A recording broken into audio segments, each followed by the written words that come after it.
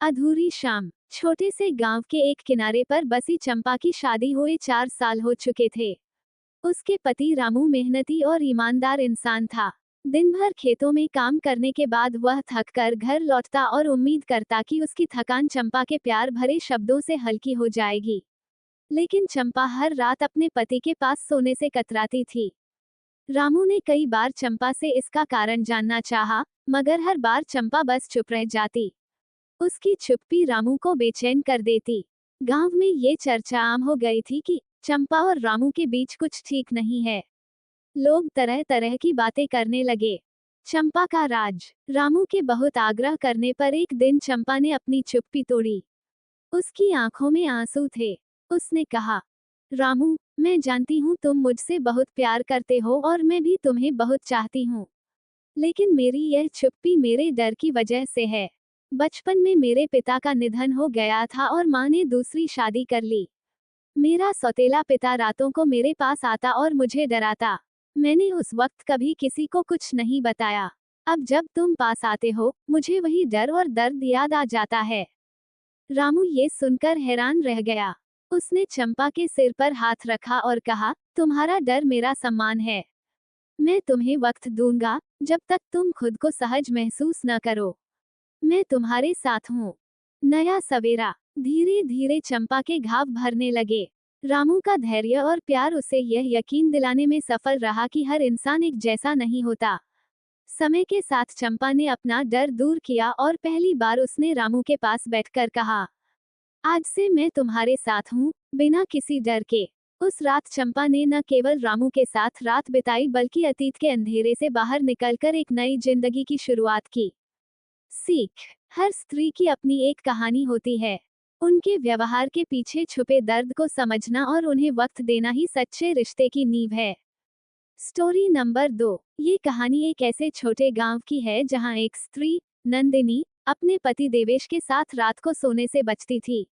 नंदिनी और देवेश का विवाह हुए 3 साल हो चुके थे, लेकिन नंदिनी रात के समय अपने पति से दूरी बनाए रखती।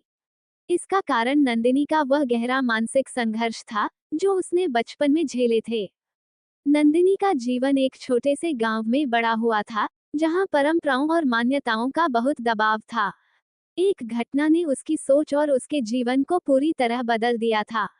जब वह छोटी थी, उसके साथ किसी ने दुराचार किया था, और यह घटना उसके दिल और दिमाग पर गहरी छाप छोड़ गई। उसने किसी को भी इस बारे में कभी नहीं बताया और धीरे धीरे अपने डर और घबराहट को छिपाती गई। जब नंदिनी की शादी हुई, तो देवेश एक अच्छा और समझदार व्यक्ति था, लेकिन नंदिनी के मन में अजीब सी घबराहट और डर था, जिसे वो खुद भी ठीक से समझ नहीं पाती थी। हर रात जब वह सोने जाती, तो उसके दिल में एक अजीब सी बेचैनी रहती। वह चाहती थी कि वह अपने पति के साथ आराम से सोए, लेकिन उसका अतीत उसे शांति से सोने नहीं देता था। देवेश ने कई बार नंदिनी से पूछा कि क्या वह ठीक है, लेकिन नंदिनी ने कभी भी अपनी परेशानियों को साझा नहीं किया। वह जानती थी कि देवेश को दुख पहुंचाने का उसे कोई हक नहीं है, इसलिए वह चुप रही। एक दिन, देवेश ने नंदिनी से धीरे से पूछा, क्या तुम मुझसे कुछ छिपा रही हो? नंदिनी ने उसकी बातों को नजरअंदाज किया, लेकिन देवेश ने अपने प्यार और समझ के साथ नंदिनी को अपनी भावनाएं जताने के लिए प्रेरित किया। अंततः नंदिनी ने अपनी पूरी कहानी देवेश से साझा की। देवेश ने उसे पूरी तरह समझा और आश्वासन दिया कि वह उसके साथ हमेशा रहेगा, चाहे जो भी हो। धीरे धीरे नंदिनी का डर कम होने लगा और वह महसूस करने लगी कि वह अपने पति के साथ सुरक्षित है। समय के साथ नंदिनी ने अपनी मानसिकता बदल ली और अब वह देवेश के साथ रातों को सोने में कोई भय महसूस नहीं करती थी। उनकी शादी में अब एक नई शुरुआत हो चुकी थी, जहां दोनों एक दूसरे के दर्द और खुशी को समझते हुए साथ थे। ये कहानी हमें ये सिखाती है कि कभी कभी हमें अपनी समस्याओं और डर का सामना करना पड़ता है, और जब हम अपने रिश्तों में खुलेपन और विश्वास लाते हैं, तो हम कठिनाइयों को पार कर सकते हैं। 2/2।